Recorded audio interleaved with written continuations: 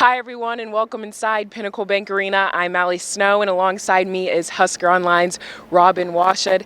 Now, Robin, Rutgers came in here tonight and completely destroyed Nebraska.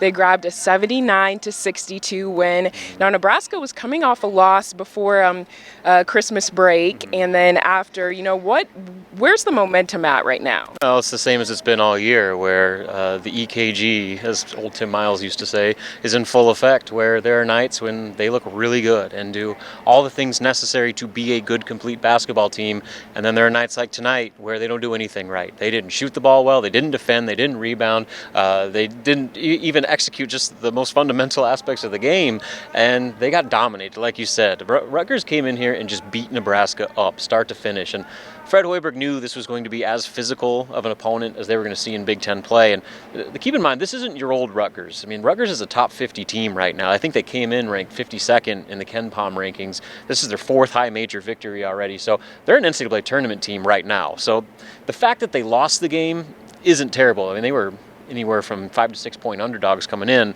But the way they lost, I mean, manhandled. They were just completely dominated, and Rutgers was the aggressor from the very beginning, and Nebraska did not respond whatsoever. So that's by far the most disappointing part of this. I mean, you can look at any statistic you want, but just the nature of the way this game played out and kind of just how emasculated in a lot of ways Nebraska was is really disconcerting going into the remainder of Big Ten play.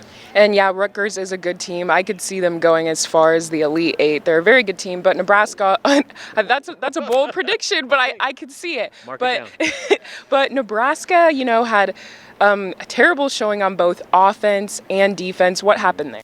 Yeah, well, offensively, it's kind of becoming a theme now. I mean, even in their win against Texas A&M Corpus Christi, they barely shot over 30%. I think they were 31% from the field today, made just 20 field goals. And so, I mean, those are the types of things that, this team is just not good enough in all the other areas to be that poor of a shooting team. I mean, when they're not making shots, they're not going to beat anybody, and that seems kind of redundant. But especially with this team, and especially with what we saw defensively, with their inability to defend whatsoever, especially in the paint, to shoot with that type of percentage, that's a recipe for disaster every time. And so that's where it has to start. And for Nebraska to have any chance going forward for the remainder of conference play, they have to shoot better. And you need guys like Deshaun Burke to step it up. Jervay Green, Hadif Cheatham, he scored in double figures, but he did so at a terrible clip. All those guys that you count on to be your scorers are struggling right now, and they need to pick it up. Cam Mack is still putting up stats, but the rest of the team needs to be able to pick it up, and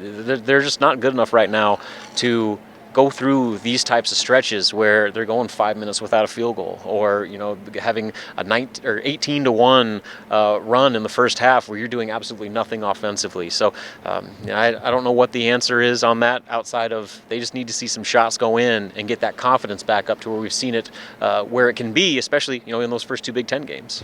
Well, and unfortunately for Nebraska, the road does not get easier. They host Iowa on Tuesday at 8 p.m., but Iowa is probably one of the best offensive teams in the Big Ten. But how do they get some momentum going?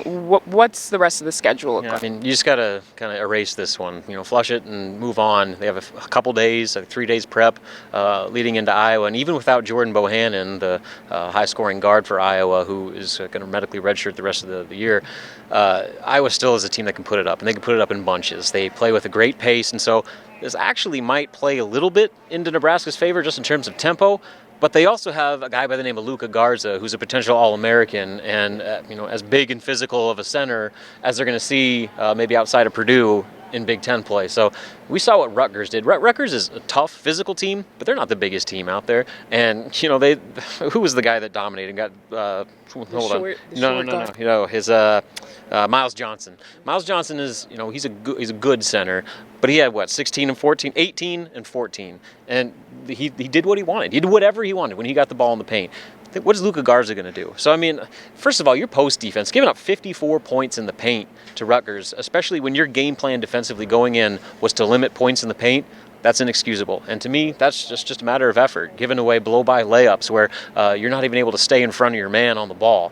I mean, so like I said, shooting is the first thing that needs to get fixed, but there are a lot of other layers that Nebraska has to improve if they're going to stand any chance the rest of the way. Well, Nebraska will take on Iowa on Tuesday in Lincoln. Tip-off is set for 8 p.m. Central Time, and you can catch that game on BTN. Well, for Robin Washut, I'm Allie Snow, reporting for Husker Online.